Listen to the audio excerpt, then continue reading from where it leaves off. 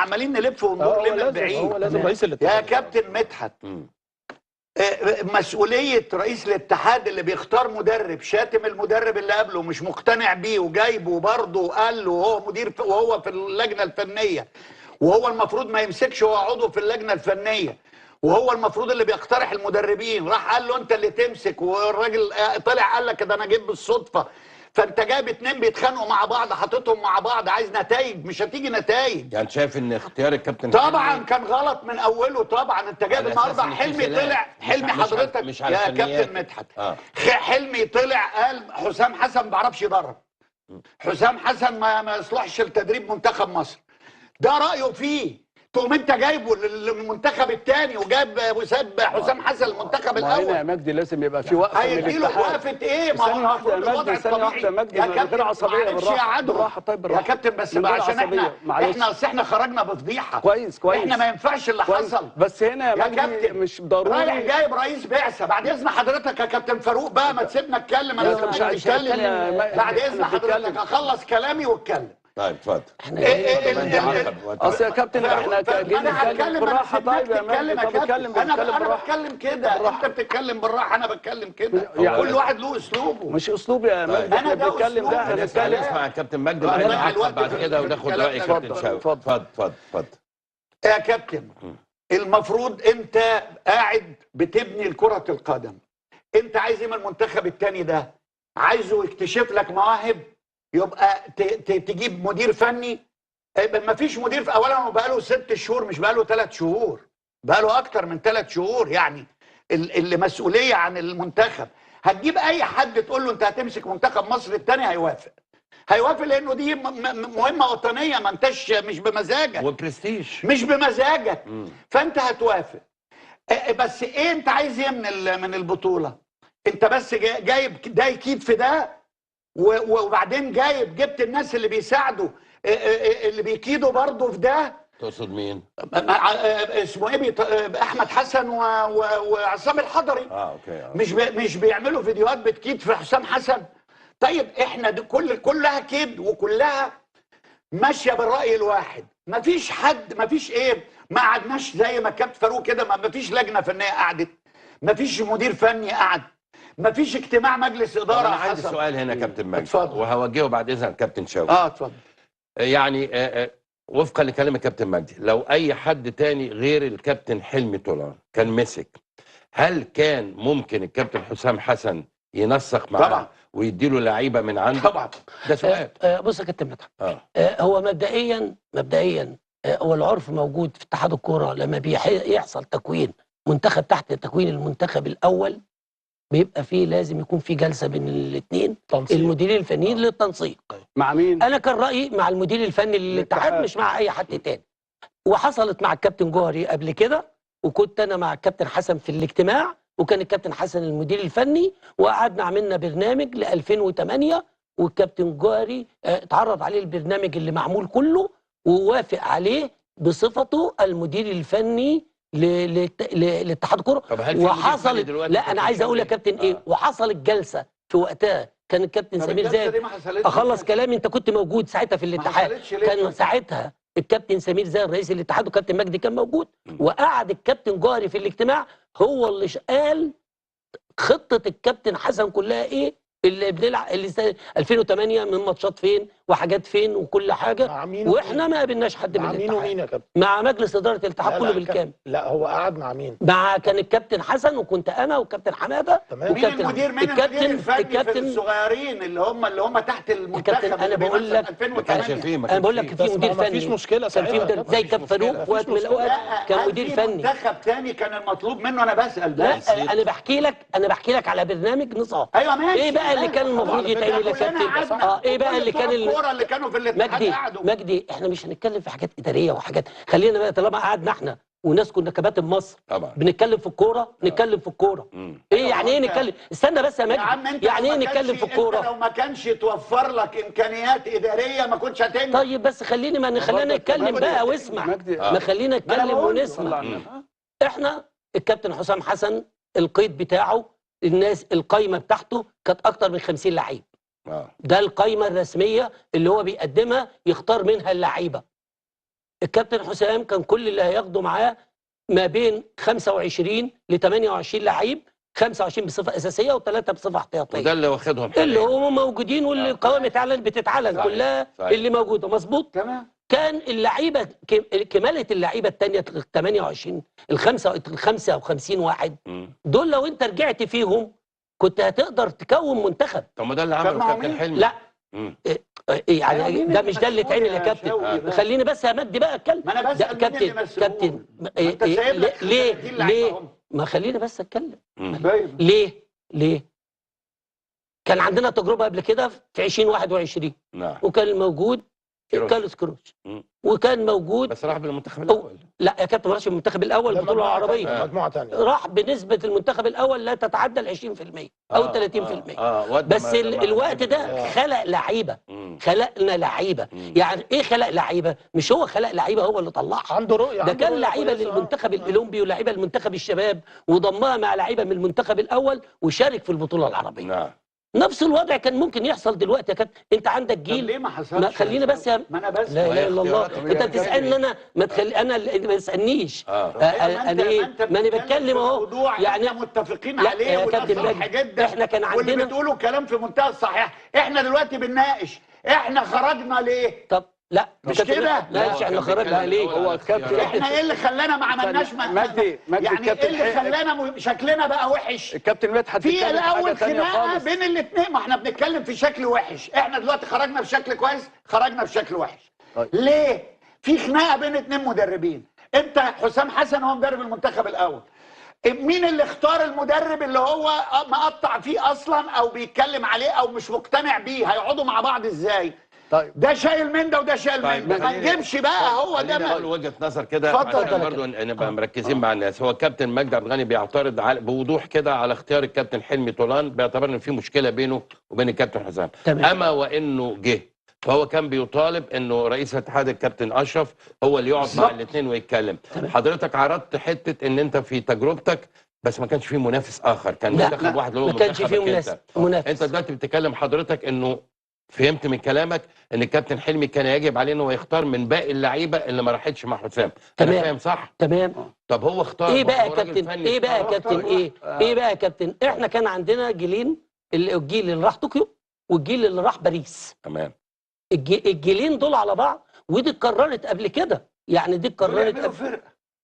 عليك يعملوا فرقه. ايوه. هي الفرقه دي بقى تعمل ايه يا كابتن؟ تخدم مصر للمستقبل. للامل. برافو ما كانش ساعتها الناس ما كانش ساعتها الناس يا كابتن هتبص للنتيجه. ما كانش الناس هتبص للنتيجه لان هي كانت هتبص ان احنا عملنا لعيبه.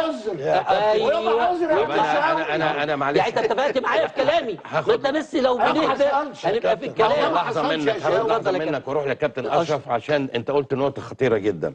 كابتن شوقي بيقول ان كان ياخد من دول والناس مش هتدور على النتيجه. هل الناس كانت هتقبل حتى لو المجموعتين راحوا واتغلبوا كانت هتقبل الفكره دي؟ لا يا الناس مش من قبل ما المنتخب يروح البطوله، لان اصلا من البدايه ما حصلش تنسيق علشان يبتدي يبقى في تجهيز للبطوله دي. تمام. اللي واضح بعد ما اتفرجنا على كل الفرق اللي لعبت في البطوله، كل الفرق جاهزه للبطوله ما عدا احنا. جدا. يعني اللي واضح لكل الناس ان الفرقه بتاعتنا مش واضحه، مش مجهزه نفسها للبطوله دي. طب احنا ما جهزناش نفسنا ليه؟ لان المشاكل اللي كانت موجوده من البدايه ما تمش حلها. ومش عاوز اقول بقى المدير الفني للاتحاد هو اللي يقعد، اللي يقعد كان موجود في بدايه الوقت، كان موجود في الوقت ده، كان موجود. بس انا ما اقدرش احمل كابتن علاء النبيل الوضع ده اللي كان يقعد في التوقيت ده. هو الكابتن انا بريد ليه؟ لان هو كلامه هيبقى مسموع من الاثنين. طب سؤال يا كابتن اشرف، هل من صلاحيات المدير الفني بالوضع اللي فات ده انه يتدخل في شؤون المنتخب الاول؟ مدير الفني للاتحاد؟ لا هو كان بعيد عن التدخل مع انا قصدي كده. ما هو عشان كده يحجم شغله. كابتن عشان كده دي حقيقه يا كابتن. زي ما انت بتقول دي حقيقه. علشان كده انا بقول هو لازم كان رئيس الاتحاد لان كلمته مسموعه عند الاثنين. وعلى فكره وانا عجبني جدا في الانترو بتاع حضرتك امبارح، انا كنت متابع ان انت قلت رئيس الاتحاد يجيب المدير الفني ده والمدير الفني ده يقعد قدامه، والوضع لازم يبقى فيه تنسيق بينكم انتوا الاثنين، وفي الاول وفي الاخر هو ده مصلحه منتخب مصر، مصلحه البلد. طبعا. كلمه مصر دي لازم يتحط تحتها مليار خط. 300 خط. لان في البدايه خالص ان رئيس الاتحاد لما يسيب الموضوع ده كده، وعلى فكره المهندس هاني أبو ريدة راجل ذكي جدا ويقدر ان هو يقود الاثنين بشكل كويس، لان هو ده في مصلحه الاتحاد في البدايه، وفي ده في مصلحه الاتحاد. نعم. علشان توصل للمرحله دي لازم ده يبقى عنده تقبل ان هو يقدر ان هو يخلص الموضوع دوت، ما يبقاش فيه مشاكل. لو ما حصلش تقبل، ما هو ده اللي حصل، هو ده اللي احنا فيه ده قرار حاسم ولا ده قابل ولا ده قابل. ياخد طبعاً، قرار حاسم. طبعاً. امال الاداره ايه؟ ايه هو قرار حاسم؟ لو هو ما فيش تنسيق ما بين الاثنين، اللي هيرفض ده يبقى ما يبقاش ليه يقعدش وجود. وجود. طب هو أولاً يعني الكابتن- حد من الاثنين؟ طبعا مش هو اللي طبعاً. جايب كابتن حلمي طولان. طب يا مجدي، ما هو اللي جاب الكابتن حلمي قال له بعد اذن حضرتك. لا ده الكابتن حلمي حكى القصه. لا، هو كابتن اشرف بيقول اللي يفترض كابتن يا حسام سيدي حسن مش ما هو اللي قبلش جايب يمشيه. هو مش هو بعد سؤالي اذنك سؤالي سؤالي مش هو اللي جايب حسام حسن، لا ما هو خلاص لكن موجود هو اللي رئيس جاب الاتحاد. حلمي طولان. هو بس دلوقتي هم- الكابتن أيوة. اشرف قال كده جمله ولا معينه. غلطان؟ اسمعني يا كابتن مجدي، اتفضل. هو قال كلمه معينه، قال اللي مش هيقبل من الاثنين يمشيه. هل هو يقدر يمشي الكابتن حسام حسن؟ لا لا. اتفضل يا كابتن. طيب. عايز تقول ايه؟ انا بقى عايز اتكلم في موضوع احنا اتكلمنا فيه كلنا. اولا انت لازم تدي صلاحيات للمدير الفني بتاع الاتحاد. المدير الفني بتاع الاتحاد ما عندوش انت صلاحيات. كنت مدير فني الاتحاد. بس كان عندي صلاحيات ومشيت عشان كده. مشيت عشان بالظبط. عشان اول ما لقى صلاحياته بتتقلص مش لا، وبيتدخلوا فيا، يعني بيتدخلوا ينفعش. وبعدين قال له لا، وبيبعدك ما عن نحضرش المنتخب وما الأول. نحضرش اجتماع مجلس اداره والاتحاد الافريقي. ان انا كنت انت كنت مدير بتحضر معانا فني الاجتماعات على كل طول. الاجتماع آه. كل الاجتماعات، وبعدين كنت مدير فني لشمال افريقيا، يعني ما فيش مشكله. طبعا. ولكن انا عايز اروح لنقطه. نعم. انا عندي مشكله نمره واحد. كام واحد، معلش انا هخش في نقطه مهمه، كام واحد من مجلس اداره الاتحاد لعب كوره؟ ولا واحد. يعني خلينا نتكلم الكلام العملي. يمكن المهندس هاني ابو ريدة الوحيد. هاني ابو ريدة، لا كان موجود هاني ابو ريدة في الستينات في الاخر مع نادي الاسماعيلي في المصري، بس هو كان عايش في النادي عندنا مع بيجي مع نادي الاسماعيلي يتمرن مع الزمالك في نادي ما كانش الزمالك. نجم يعني. بس كان بيجي يتمرن. انت النهارده بتدور على الشخصيه اللي تعمل العدل، دايما الشخصيه اللي توزن الموضوع، ما تبقاش الشخصيه بتروح على حد ضد حد. انا عندي نمره واحد المنتخب الاول، وما حدش يناقش ولا يتكلم في الموضوع ده خالص. هو رقم واحد اللي هيلعب واللي هيمثل مصر المنتخب الاول. مظبوط. البطوله العربيه بطوله شكلا اكتر اوعى منها. تقول وديه عشان ما ازعلش. بس انا قعدت انا وهو لا مش هدية. احنا النهارده الدوليه. فوجئنا والفيفا حاطه اسمها عليه. ده فيفا. خلينا يا كابتن نقول ايه. والتصنيف بتاعك هيفرق في النتائج. طب احنا بنقول دلوقتي احنا كل ده ما كناش متخيلين. يعني اللي حصل النهارده، لا ده موجود في الاجنده. لا انا قصدي في الاداء يا كابتن، في الاداء والشكل والنتائج كمستوى والنتائج وكل ده. لا احنا كل بنتكلم انا وشوقي. انت دلوقتي بتدور على المنتخب الاول. المنتخب الاول ده لازم يكون هو المدير الفني هو اللي ليه وجهه نظر، ولازم تحترم انت وجهه نظر المدير الفني اللي هو حسام حسن. انا طبعا الكابتن حلمي راجل محترم ومدرب كبير وكل حاجه، ولكن اما الاقي خلاف بين المدير الفني الف ومدير الفني ب، لازم اختار واحد. مين اللي هيستمر؟ هيبقى المدير الفني الف طبعا. تاني حاجه، ما اقدرش اجيب واحد من اللجنه الفنيه يبقى مدير فني كده. يعني خلينا نتكلم الكلام، هو ده الكلام اللي احنا لازم نقوله. يعني ايه لجنه فنيه؟ لجنه فنيه يعني ناس معتزله كوره، ناس خلصت، ناس كبرت خلاص، بتشتغل بعينيها، ما بتشتغلش بالجسد ولا بودان، وبيشتغل بعينه بس، ولا بالتوجيه ولا بالبتاع ولا اي حاجه. ونقعد في الاجتماع نتكلم. هو كان المفروض القرارات اللي اتخذت ان انا عشان اخلي مدير فني للمنتخب به لازم اكون عارف ان في مدرب مثلا متوسط الاعمار بتاعته بيتكلم في خير 40 سنه 45 سنه 50 سنه، المتوسط ده يقدر يتعامل مع اللعيبه بشكل كويس. احنا شفنا الكابتن حلمي ليه تاريخ محترم وكل حاجه كلها ولكن التوقيت ده عايز واحد يكون عايش مع الكره المصريه. احنا عايشين مع الكره المصريه، احنا بنتفرج مش بندوس في الملعب. ما ينفعش اجيب فاروق جعفر بعد ما بقاله 10 سنين ما بيدربش ولا 12 سنه بطل تدريب.